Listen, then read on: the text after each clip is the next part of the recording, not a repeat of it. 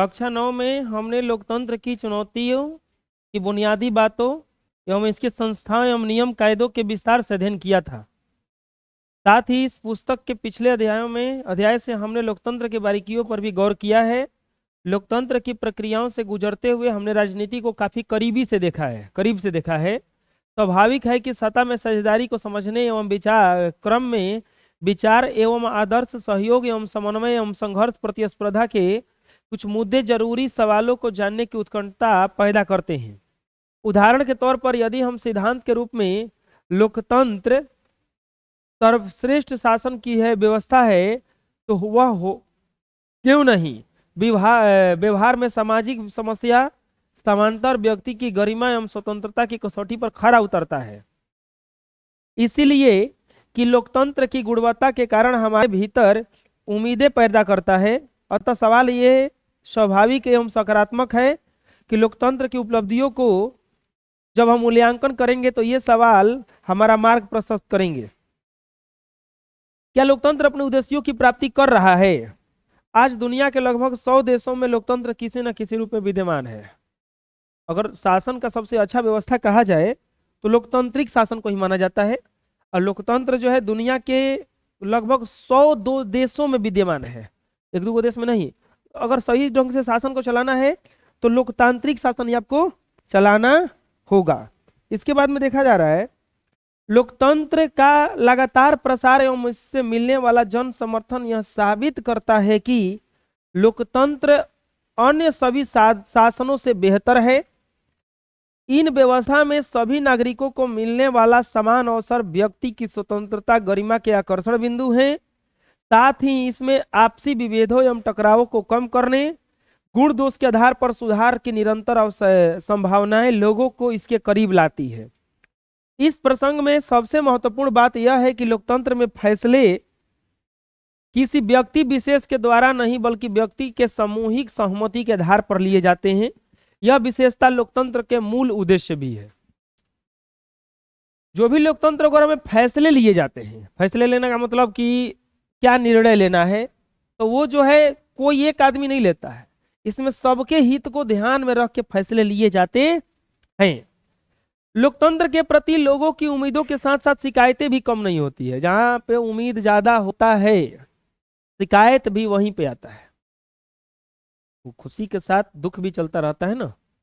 ऐसे ही लोकतंत्र से लोगों की अपेक्षाएं इतनी ज्यादा हो जाती है कि थोड़ी सी भी कमी खलने लगती है तो हम लोकतंत्र को हर मर्ज का दवा मान लेने के लिए का खतरा मोल ले लेते हैं और इसे तमाम सामाजिक, राजनैतिक एवं आर्थिक विषमता को समाप्त करने वाली जादुई व्यवस्था मान लेते हैं। हम लोग लोकतंत्र को कभी कभी इतना बड़ा मानते हैं कि एक एक्सीडेंट रोड पे होता है ना तो दोष हम लोग देने लगते हैं पूरा, वो जो मुख्यमंत्री है उनको, इन्हीं के चलते हो गया। अरे वो का कहे हैं कि बस वाले को जाके मार दो, उसमें ट्रक वाले को क्या टक्कर मारने के लिए कहे हैं। मतलब हम लोगों का उम्मीद जो होता है ज्यादा बढ़ता जाता है। आपको पता है ना, उम्मीद जितने आप किसी का हेल्प करोगे उसका उम्मीद उतना ही ज्यादा क्या होता जाएगा, बढ़ता जाएगा। वो जैसे कि जब सिराजुद्दौला जो था पानी एक काल कोठरी बनवाया था, अकाल कोठरी में करीब 12 फीट के रूम में बहुत सारे आदमियों को भर दिया था, 300 से ऊपर आदमी को भरा था। वो अब भर के चला गया था, वो पानी चिल्ला रहे थे, पानी पानी, इतना वो चिल्ला रहे थे। कोई ला के पानी देने के लिए बोला कि रुको पानी ला रहे हैं। देखो सबसे ज्यादा दुख कब होता है, जब आपको कोई हेल्प करने वाला ना रहे, तो उस समय दिक्कत नहीं है क्योंकि जानते हो कि कोई हेल्प करने वाला है नहीं। लेकिन कोई आके कह के चला गया ना कि आपका हम आएंगे तो हेल्प करेंगे, तुम्हारा पेपर में क्वेश्चन कब तब छूटेगा जब बगल वाला कहेगा कि हम तुम्हारा हेल्प करेंगे, और कल लास्ट तक ना दिखाया तो तुम्हारा खेल खत्म। लेकिन अगर वो कहे कि देख भैया तोरा लिखे के बता लिख, नहीं लिखे के मत लिख, हम तोरा को दिखाएंगे, तो अब उन्हें आत्मनिर्भर बन जाएगा, तुरंत ही बोलेगा कि जौन भरे के अपने से भर लेंगे। लेकिन तुम दोनों को खाली इस असरा के दिखा दो करा के, वो अब छोड़ना शुरू करेगा कि बगल वाले बहुत महाशय महापुरुष लिखे लग रहे हैं, ये हमारा हेल्प करेंगे। करते करते क्या हुआ कि टाइम गया बीत, वो बैठे रह गए। तो हम लोग लोकतंत्र से बहुत ज्यादा उपेक्षा, बहुत ज्यादा उम्मीद रख लेते हैं वही दिक्कत है। इस तरह अतिवादी दृष्टिकोण लोगों में के प्रति अरुचि एवं उपेक्षा भी पैदा करता है, परंतु लोकतंत्र के प्रति यह नजरिया न तो सिद्धांत के रूप में और न ही व्यवहारिक धरातल पर स्वीकार्य है। अतएव लोकतंत्र की उपलब्धियों को जांचने परखने से पहले हम इस बात को समझ बनानी पड़ेगी, लोकतंत्र अन्य शासन व्यवस्थाओं से बेहतर एवं जनोन्मुखी है तथा इन चीजों को हासिल करने की स्थितियों का निर्माण कर सकता है। अब नागरिकों का दायित्व है कि वे इन स्थितियों का लाभ उठा करके लक्ष्य प्राप्त करें। इसी संदर्भ में भारतीय लोकतंत्र की उपलब्धियों को भी परखा जाना चाहिए। यह सच्चाई है कि भारतीय लोकतांत्रिक व्यवस्था के काले पक्षों को दर्शाने वाले उदाहरणों की कमी नहीं है। आजादी के पश्चात 60 वर्षों के इतिहास में भ्रष्टाचार में डूबे राजनीतिक एवं लोकतांत्रिक संविधान के मूल उद्देश्यों को विनष्ट करने वाली किस्मों की कमी नहीं है। इन तमाम कमजोरियों के बावजूद हमारा लोकतंत्र पश्चिम के लोकतंत्र से नायाब है, जो निरंतर विकास एवं परिवर्धन की ओर उन्मुख है। पता है ना, भारत का लोकतंत्र लगभग बहुत ज्यादा सफल है बाकी देशों से। बाकी देशों में लोकतंत्र होता है, फिर भी वहां पे जैसे अपने बगल के देश पाकिस्तान में भी चुनाव होता है, लेकिन वहां पे सैनिक शासन ज्यादा चलता है। वहां पे गोलीबारी का वो करवाता है, जो वहां के प्रधानमंत्री थोड़े नहीं करवाते हैं। वो तो परेशान है समझाते समझाते कि मत करो, ये लोग मानता ही नहीं है, 2-4 को गोली रोज छोड़ देगा। घर में अगर कोई लड़का चोर निकल जाए, अब क्या कहोगे कि उसके पापा सिखाए उसको चोरी करने के लिए? वो तो जब घरे जा रहा है चोरी करके तब कुटा रहा है घरे, लेकिन मान ही नहीं रहा है, चला जा रहा है कुछ ना कुछ चोरी करके ला रहा है। हाँ, लेकिन दोस्त तो जाएगा गार्जियन पर ही, ये दिक्कत है। हम लोग का लगभग बहुत सही लोकतंत्र है कि कम से कम बतिया तो सुनता है ना। ऑर्डर मिलेगा तभी इधर से गोली छोड़ेंगे, और गोली छोड़ेंगे तो सीधे घुस के मार के आएंगे। ऐसा नहीं कि छोड़ेंगे खाली, डरवाएंगे इधर से हम लोग आकाश में छोड़ के, डायरेक्ट जाके मारेंगे एकदम निशाना साध के। हमारा तात्पर्य यह है कि लोकतंत्र को सर्वोत्तम व्यवस्था के रूप में देखते हुए इसकी उपलब्धियों को मूल्यांकित करना चाहिए। आइए हम लोकतंत्र से अपेक्षित कतिपय मौलिक तत्वों को परखने का प्रयास करें और इसकी तुलना गैर लोकतांत्रिक व्यवस्था से करते हुए सकारात्मक समझ बनाने की कोशिश करें। हम लोग अब तुलना करेंगे कि जहां गैर लोकतांत्रिक शासन है वहां पे क्या हो रहा है और हम लोगों के देश में क्या हो रहा है। जैसे लोकतंत्र किस प्रकार से उत्तरदायी एवं किस हद तक वैध है, और इसे जांचने के लिए हमें सवाल करें कि क्या लोकतंत्र में लोगों को चुनाव में भाग लेने एवं प्रतिनिधियों को चुनने का अधिकार है? क्या चुनी हुई सरकार लोगों की अपेक्षाओं को पूरी करने में प्रभावी हो पाती है? क्या सरकार द्वारा फैसले अतिशीघ्र लिए जाते हैं और फैसले कितने जन कल्याणी होते हैं? उपयुक्त सवालों के आईने में लोकतंत्र के यदि मूल्यांकन करें तो हम देखते हैं कि लोग चुनाव में भाग लेते हैं, अपने प्रतिनिधियों को चुनने का कार्य करते हैं, और यह बात और है कि आर्थिक सामाजिक दृष्टि से मजबूत लोगों का दबदबा इसमें देखा जाता है। इसके बावजूद भी जनता में जागरूकता एवं वृद्धि व्यापक प्रतिरोध से लगातार इसमें सुधार की संभावनाएं बनी रहती है। उल्लेखनीय है कि शिक्षा के व्यापक प्रचार प्रसार के कारण आज लोग अपने मताधिकार का बढ़ चढ़ करके उपयोग कर रहे हैं, क्योंकि पूर्व में उन्हें वंचित कर दिया जाता था और रुचि नहीं रहती। इस बात को यदि हम भारतीय संदर्भ में देखें तो स्थितियां संतोषप्रद है। अभी वंचित लोगों को कभी समाज के श्रेष्ठ जनों के द्वारा मताधिकार से वंचित कर दिया जाता है, वे मुखर होकर अपने मताधिकार का प्रयोग करते हैं और अपने अधिकारों की बात करते हैं, ध्यान से देखेंगे तो भारतीय लोकतंत्र ढांचागत स्वरूप में कोई बुनियादी परिवर्तन नहीं हुआ है, फिर भी लोकतंत्र के प्रति आस्था के चलते स्थितियां बदली हैं। आज लोग मताधिकार का प्रयोग ही नहीं कर रहे, बल्कि सरकार के निर्णय में हस्तक्षेप भी कर रहे हैं।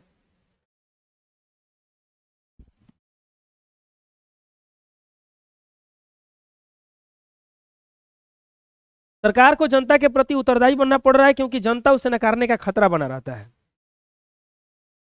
प्रश्न देखो पहला क्या है कि क्या लोकतंत्र में लोगों को द्वारा प्रतिनिधि चुनने का अधिकार है? तो लगभग चुन करके तो हम ही लोग भेजते हैं। जो भी नेता चुनते हैं तो आदमी के द्वारा ही चुना जाता है। क्या चुना हुआ सरकार जो है जनता के हर इच्छा को पूरा कर सकता है? हर इच्छा को कैसे पूरा करेगा? बहुत लोग तो दुखी रहेंगे ना, सब लोगों को सुखी किसे बना दोगे? ठंड का दिन आया है, बहुत लोग खुश होंगे, बहुत लोग दुखी भी होंगे, सूर्योदय होता है बहुत लोग खुश हो जाते हैं, बहुत लोग गरियाते हैं कि अभी आ गए। बारिश होता है तो किसान लोग खुश हो जाते हैं, वही जो घूम घूम के कुछ बेचने वाले हैं वो कहते हैं अब तो खुलिए। थोक भाव उत्पन्न होता है नहीं कि नहीं। मिट्टी का कुम्हार धूप चाहता है और किसान पानी चाहता है। कैसे भगवान भी पूरा नहीं कर सकते, किसी एक का इच्छा पूरा करेंगे ना। अब हम दूसरे सवाल के परिप्रेक्ष्य में सोचें, यह सच्चाई है कि लोकतंत्र में बहस मुहासिबों से के बाद ही फैसले लिए जाते हैं। फैसलों को विधायिकाओं की लंबी प्रक्रिया से गुजरना पड़ सकता है। स्वाभाविक है कि फैसलों अनिवार्य रूप से विलंब में होता है। लोकतंत्र में कोई भी फैसला इतना आसानी से नहीं आता है। नॉर्मली राम मंदिर का भी मुद्दा देखा जाए तो यह भी फैसला बहुत लेट से आया था, बहुत लेट से हुआ था। करीब 6 महीना बाद 7 महीना बाद फैसला आया था इसका। इतना आसानी से कैसे ले लेगा? कोनो घर के सास पतों के झगड़ा है कि तुरंत तुरंत उसमें सल्टा दिया जाए? बहुत बड़ा झगड़ा है। उसका निर्णय अगर तनको गलती हुआ तो तुरंत राइट फैल जाएगा, दंगा हो जाएगा। कभी कभी तो अत्यधिक विलंब के कारण फैसले अप्रासंगिक हो जाते हैं। कभी कभी तो इतना फैसला लेट से आता है, इतना लेट से आता है कि भूल ही जाता है आदमी। कुछ वो केसों हुआ था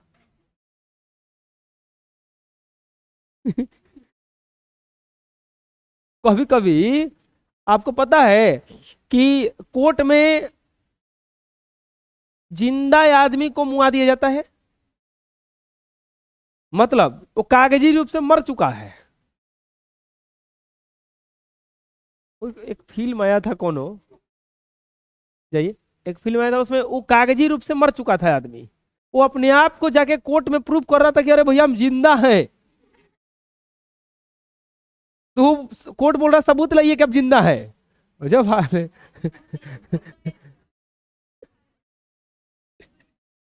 तो अब सबूत में देखो क्या किया। वो वो जाके एक लड़का को किडनैप किया कि हम पर केस हो जाएगा, तो केस जिंदत भी ना होगा वो किडनैप किया, एगो को खूब मारा मुआ मुआ के कि जाके तो बोला काहे मार रहे हो, हम तुम पे केस कर देंगे। बोले यही तो कह रहे हैं, कोई तो कागज पे हमारा नाम लिखवाओ कि हम जिंदा हैं, हम मरले हैं तुरा के। सब में बेचारा बरी हो गया, ओकरे पे कोई केसो नहीं कर रहा था वो किडनैप किया लड़कवा के ना, तो जान गया। वो फोनो कर रहा है कि देखो फलाना आदमी हम बोल रहे हैं तुम्हारे लड़कों को किडनैप किए हैं, जाओ जल्दी से तुम रिपोर्ट रिपोर्ट लिखवाओ, हमको जेल में डलवाओ। तो बोल रहा तू रख ले रहा 2-4 दिन खियाओ पहले ओकरा के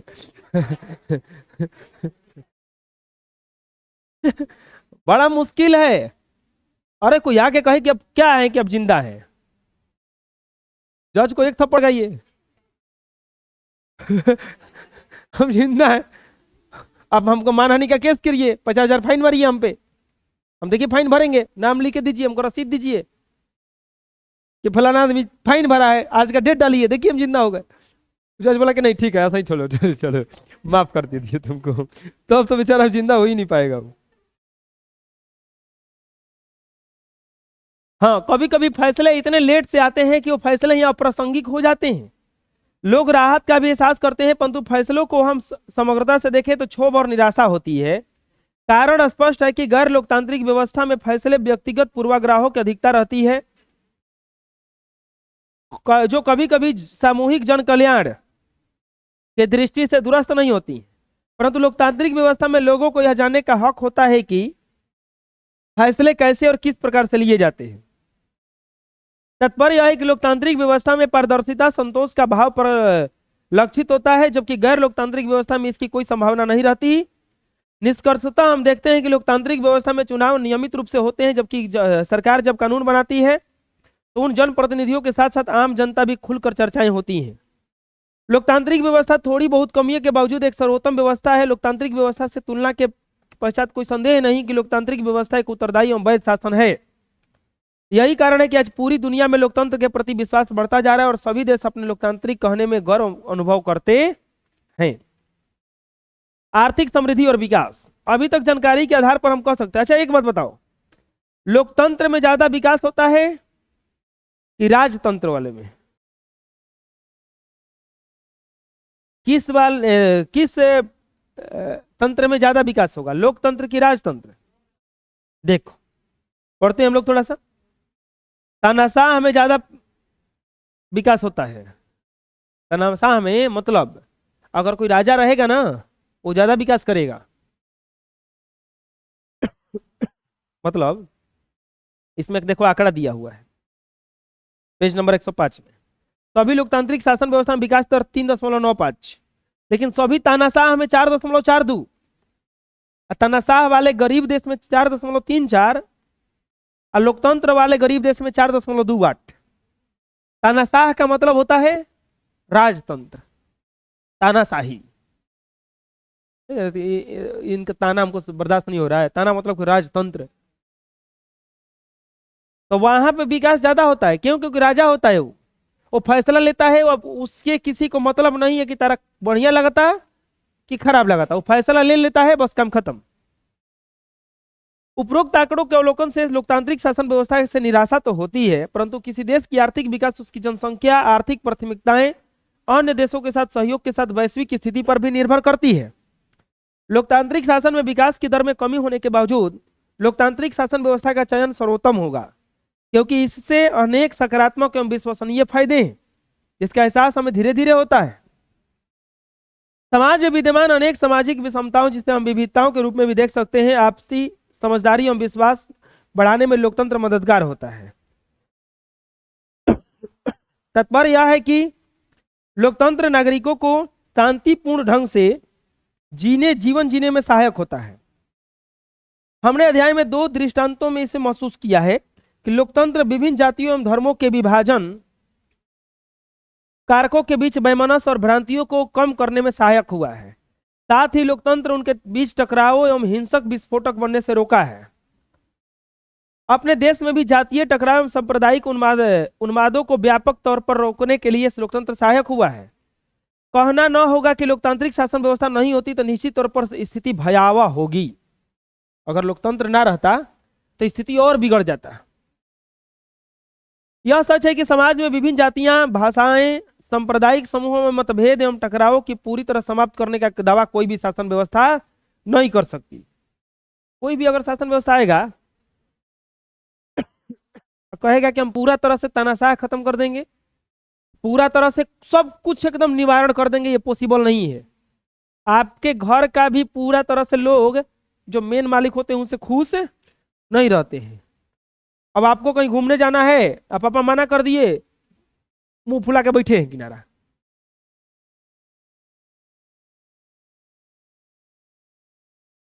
मुंह फुला के बैठे हैं कि हमरा का मना कर दिलन है।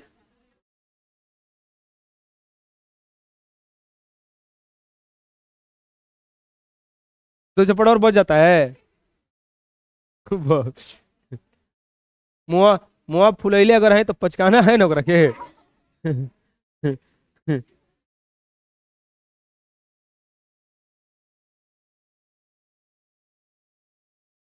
अच्छा, कभी कभी मुंह फुलाने से सही भी होता है, लास्ट में कहते जो तब जो घूमे जो। आए तो तुम मुंह ना फुलाता होगा ज्यादा एक बार में। वो दूसरा ऑप्शन ही नहीं मिलता है। तन ये मुंह फुलाए तो नहीं बोझा झप पड़े, तन की और मुंह फुलाओ।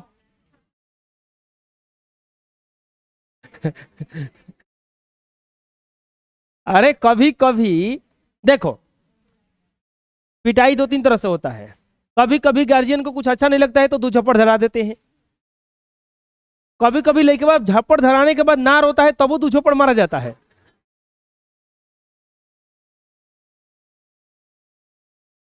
कभी कभी चुप कराने के लिए फिर 2 झपड़। मतलब वो झपड़ की कहानी अलग है। खुश होते हैं तब वो 2 झपड़, दुखी होते हैं तब वो 2 झपड़, ना खाते हैं तब वो 2 झपड़, ज्यादा खा लेते हैं।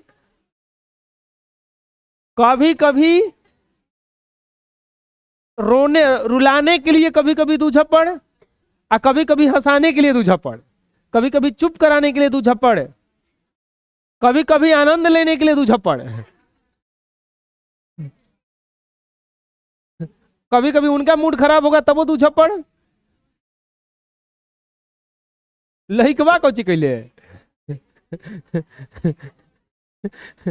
अरे तुम नहीं देखो, कभी भी अगर छोटा बच्चा है, हम छोटकन को समझाते हैं कि कबो कबेरे पिटाते हो तुरंत डकर के रो, जरूरी है, नहीं तो कहीं ना रोया तो और खींच के बांधना पड़ता है कि रो का ही नहीं रहा है, एकरा मतलब एकरा चोट ना लगा है। अतनो डकर के मत रो वो कि चुप कराने के लिए फिर तू झपड़ बन जाए। बैलेंस बना लो, चिल्ला के रो और जैसे ही कहे चुप, साउंड के हाली जीरो, तार काट दो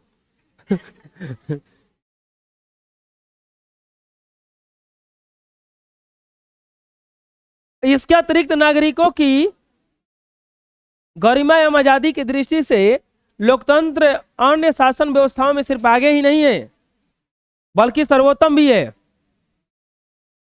यहाँ लोगों के बीच नियमित संवाद और की गुंजाइश बनी रहती है। संवाद का अर्थ है वाद विवाद, चुप रहिए, वाद विवाद के पश्चात एक सकारात्मक निष्कर्ष पर पहुंचने की कोशिश, अर्थात अपनी बातों को निर्भीकता से रखना और दूसरी की बातों को गंभीरता से सुनने की स्वस्थ परंपरा निर्मित करना। अतः इस दृष्टि से लोकतंत्र से बेहतर कोई शासन व्यवस्था नहीं हो सकती जहां हर तरह की आजादी होती है। इस प्रकार हम निष्कर्ष पर पहुंचते हैं कि सामाजिक विषमताओं एवं विविधताओं के बीच आपसी समझदारी एवं सामंजस्य के निर्माण में लोकतंत्र अन्य गैर लोकतांत्रिक व्यवस्थाओं में काफी आगे है, जहां बातचीत की निरंतर संभावनाएं बनी रहती है। वो कहा जाता है ना कि आपकी परीक्षा वर्ष में 2-3 बार होती है, लेकिन लोकतंत्र की परीक्षा रोज होती है जिसे देश की जनता लेती है। जितने आप बड़ा आदमी बनोगे रोज आपका एग्जाम होगा, रोज दिक्कत आएगा एक नया नया। भारतीय लोकतंत्र कितना सफल है, इन तमाम उपलब्धियों और परिणामों के परिप्रेक्ष्य में जब हम भारतीय लोकतंत्र का अवलोकन करते हैं तो हमारे मन में मिश्रित प्रतिक्रियाएं होती हैं, निराशा भी होती है और आशाएं भी जगती है। हमारी निराशाएं इस रूप में प्रकट होती है कि भारत में लोकतंत्र है ही नहीं अथवा भारत लोकतंत्र के लिए उपयुक्त नहीं है। कभी कभी ऐसी टिप्पणियां सुनने को मिलती है कि लोकतांत्रिक व्यवस्था तमाम शासन व्यवस्थाओं की तुलना में असफल एवं पंगु है। स्वाभाविक है कि लोकतंत्र को कई प्रक्रियाओं से गुजरना पड़ता है, अतएव इसकी गति निश्चित तौर पर धीमी होती है। न्याय में विलंब, विकास की दर धीमी के कारण ऐसा लगने लगता है कि लोकतंत्र बेहतर नहीं है।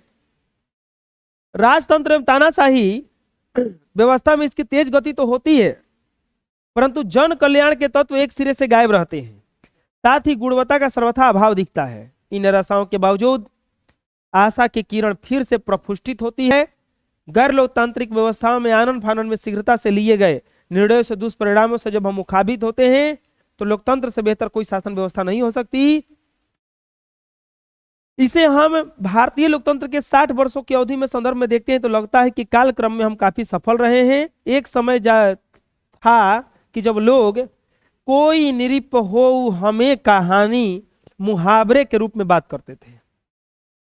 आज से ज्यादा नहीं, आप 15 साल पहले चले जाओ तो यही आदमी कहता था कोई नृप हो हमें क्या हानि, कोई राजा हो जाए हमरा का लाभ है।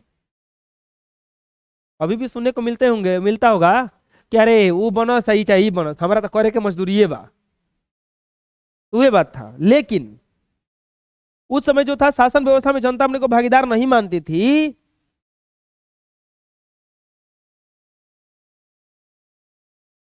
और जज्बातों और भावनाओं में रह करके वोट देती थी, भी वोट देती थी जज्बातों में बह करके, भावनाओं में बह करके, जाति को देख करके वोट दे देता था आदमी। अभी भी तो जाति है ये। धनाढ़ एवं आपराधिक छवि के उम्मीदवार जनता के मतों को खरीदने का जज्बा रखते थे, परंतु 2009 के 15वीं लोकसभा के चुनावों का मूल्यांकन करने पर हमें पता चलता है कि भारत की जनता ने एक साथ पूरे देश में आपराधिक छवि के उम्मीदवारों को समूल खारिज कर दिया है। 2009 का अगर चुनाव देखा जाए 15वीं लोकसभा का, तो अब लगता है कि नहीं, अब सही जाके चल रहा है। अब जनता को विश्वास हो गया है कि वो अपने एक वोट से, अपने मत से किसी को भी गिरा सकती है और किसी को भी उठा सकती है। आज पूरी दुनिया में भारतीय लोकतंत्र की साख बढ़ी है। इसकी सफलता से अन्य लोकतांत्रिक देश अनुप्राणित हो रहे हैं। यह सच है कि लोकतंत्र को बार बार जनता की परीक्षाओं में खरा उतरना पड़ता है। लोगों को जब लोकतंत्र से थोड़ा भी लाभ मिल जाती है तो उसकी अपेक्षाएं बढ़ जाती है। वे लोकतंत्र से अच्छे और कामों को उम्मीद करने लगते हैं। अतएव जब कभी आप लोकतंत्र के किसी काम काज एवं भविष्य पर प्रश्न पूछेंगे तब निजी एवं सार्वजनिक समस्याओं का पिटारा खोल देंगे। लोकतंत्र में वो खासियत है कि अगर नेता कोई चला जाए आ जाके कहेगा कि क्या किया जाए यहाँ के लिए, तो जितना गांव वाले हैं सब जुट जाएंगे और जुट के कहेंगे देखिए हमारा घर के आंगना जो है वो खाला में हो गया है, आप देखिए उसका ऊंचा करवाइए। तो एक वो आएगा बोलेगा कि हमारा लड़का हमारी बात नहीं मानता है। ये तो प्रॉब्लम मेरे साथ भी आता है। जब भी कुछ बाहरी घरे लड़का झगड़ा करता है हमारा डांट सुनना पड़ता है। लड़कवा देखिए ना झगड़ा कैले बा कुर्ता किने खाती खरीद दीजिए, हम क्या करें। लड़कवा कहता कि सर जी ऑनलाइन पढ़ाओ तो आजकल मोबाइल दे दो किन के हमरा के। लड़कवा के लिया के आइएगा तब कल ऑफिस में उधर से बात करेंगे डायरेक्ट, हम कुछ पैसे से हम भी देंगे, क्या करेंगे हैं। लड़कवा आएगा नहीं साथ, जानता है कि लो पकड़ा गई। तो अब एक महाशय इसी में से थे कोई, वो घरे 50-50 रुपए मांग रहे थे टेस्ट के लिए। वो खतरनाक टेस्ट का पैसा मांग रहे थे। आज तक हम 50 रुपए किसी का लिया नहीं है।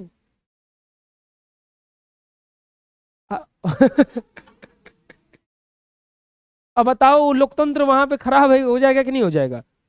तो वो तो सोचेंगे ना घर के गार्जियन कि नहीं सर जी मगले हुई, उसको क्या पता सर जी निकल मगले, छात्र जी मांगत नहीं।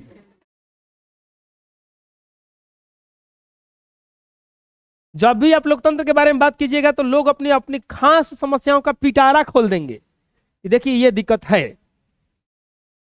लोकतंत्र से जनता की अपेक्षाएं शिकायतें इस बात का सबूत है कि लोकतंत्र कितना गतिमान एवं सफल है। एक बात खुश हो जाइए कि अगर लोग आपको समस्याओं के समय याद करते हैं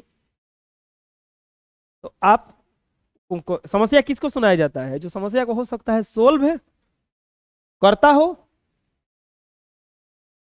है? समस्या किसको सुनाया जाता है, जो समस्या। आप भगवान से जाकर भीख मांगते हैं, दूसरे से तो मांगते नहीं है। भगवान से इसलिए मांगा जाता, हो सकता है भगवान दे देते हैं। तो समस्या उसी को सुनाया जाता है। अगर आपसे कोई समस्या सुनाता है बार बार तब खुश हो जाइए कि नहीं लगता है हम समस्या सोल्व कर देते हैं। कहा तो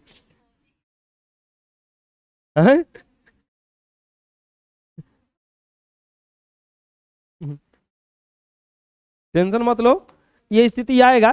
10th तक ऐसे ही चलता है। 10th के बाद में समस्या पता नहीं खत्म हो जाता है कि लोग समस्या का निपटारे नहीं। 10th के बाद हम लोग भी फोन करते हैं कबो कबो। 10th के बाद कोई फोन करते हैं बोलते तो नहीं देखिएगा लड़कवा के बारे में कहा देखिएगा, मतलब जो बाल हम का देखिए लाइए तब 200 रुपये जमा कीजिए महीना में, तब ना देखभाल करेंगे। कम से कम 200 रुपये देना चाहिए ना जी, 2-4-5 रुपये दीजिएगा तबे ना आए। देखो पहला कि तानाशाह व्यवस्था में जनता जबरन संतुष्ट है, दूसरा कि लोकतंत्र में रुचि नहीं है। तात्पर्य यह है कि तानाशाह के कार्यों का मूल्यांकन जनता के भय के कारण नहीं कर पाती, जबकि लोकतांत्रिक सत्ता में बैठे लोग का कामकाज मूल्यांकन जनता हर रोज करती है। इस परिक्षेप में जब भारतीय लोकतंत्र का मूल्यांकन करेंगे तो स्थितियां संतोषजनक प्रतीत होगी। आज भारतवर्ष में जनता का लगातार प्रजा के से नागरिक बनने की प्रक्रिया जारी है। भारत में लोकतंत्र के सफलता के कारण के तत्व, निसंदेह भारतीय लोकतंत्र की साख पूरी दुनिया में बढ़ी है। इसके उत्तरोत्तर विकास से जनता की भागीदारी में विस्तार हुआ है। फिर भी भारतीय लोकतंत्र उतना परिपक्व नहीं हुआ है। कारण यह है कि जनता का जुड़ाव उस स्तर तक नहीं पहुंचा है जनता जहां सीधे तौर पर हस्तक्षेप कर सके। अतएव इसकी सफलता के लिए आवश्यक है कि जनता सर्वप्रथम जनता शिक्षित हो।